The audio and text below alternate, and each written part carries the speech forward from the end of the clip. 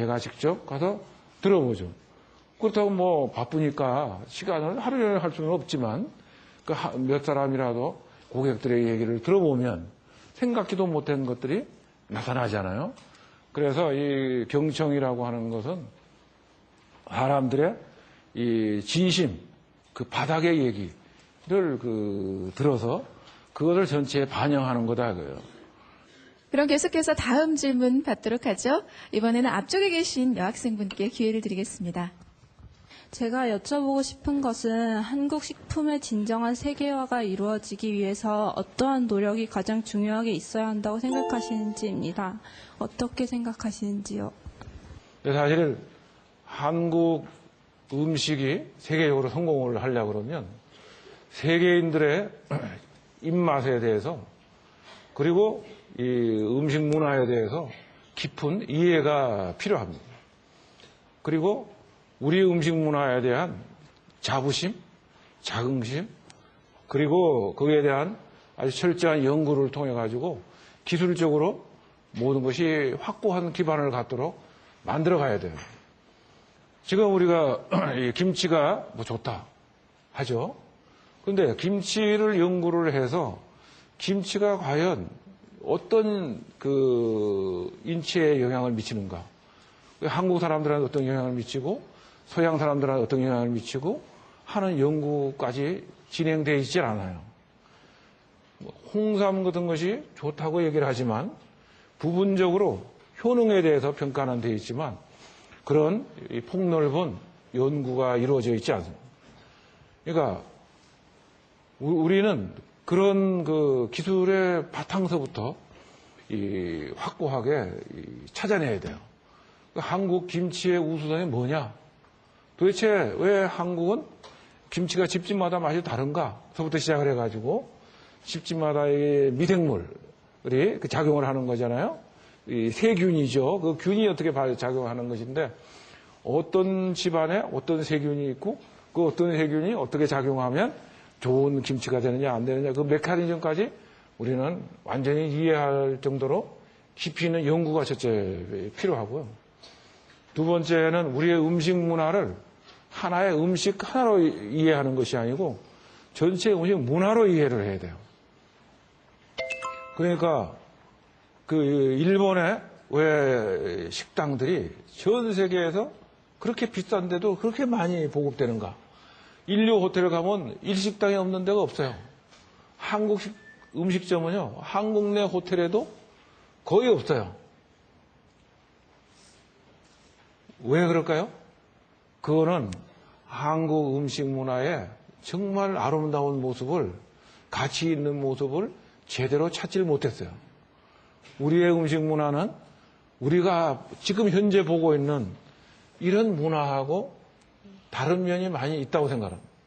자, 그러면 일본 식당에 가면 깨끗해요. 그죠? 아주 위생적으로도 깨끗하고 서비스가 굉장히 좋아요.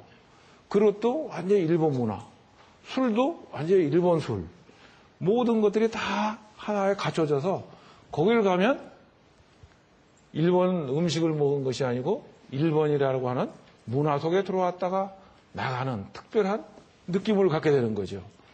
우리는 아직도 한국 음식을 팔려고 하지 한국의 느낌을 팔려고 한국의 문화를 팔려고 하질 못해요. 그 한국의 예의범절과 그리고 한국인의 지혜가 가득한 음식과 한국의 전통적인 술이 있었어요. 일제시대 다 말살에 대해서 없어졌는데 일본처럼 쌀로 만드는 일본 사케가 있는 것이 아니고 집집마다 한약재와 이런 좋은 재료를 넣고 향과 영양이 다른 것들을 만들었어요. 보약 같은 약이죠. 그것도 약 같은 술이죠.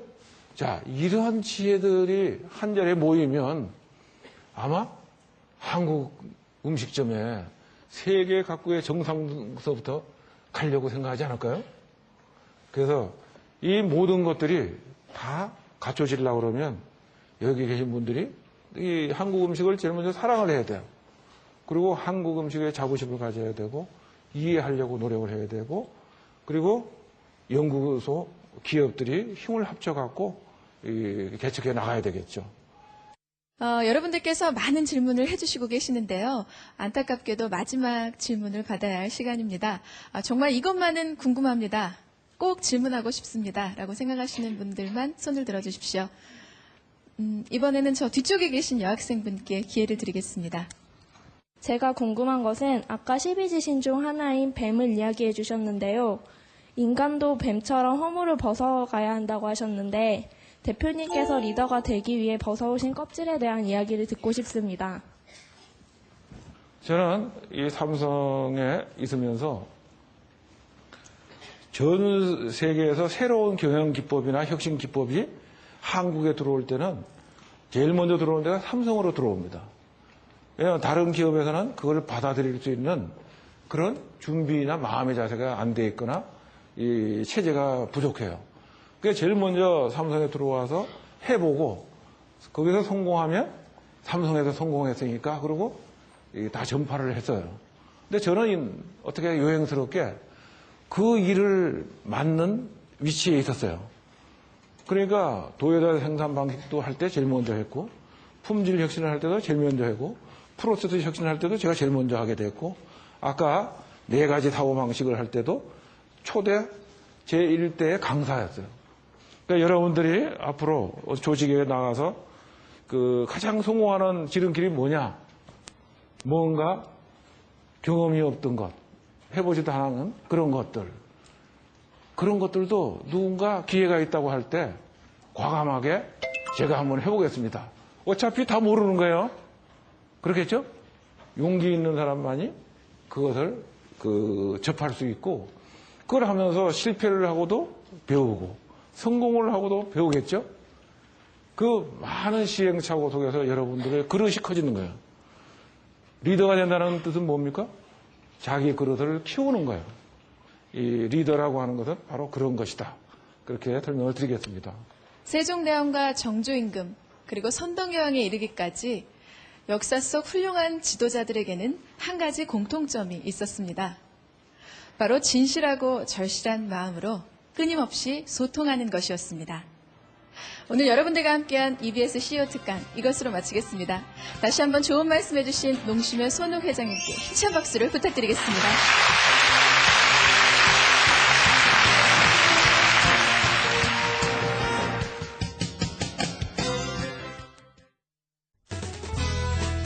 EBS CEO 특강에서는 참여 방청객 중 추첨을 통해 주식회사 하루에서 준비한 바디 스크럽을 드립니다.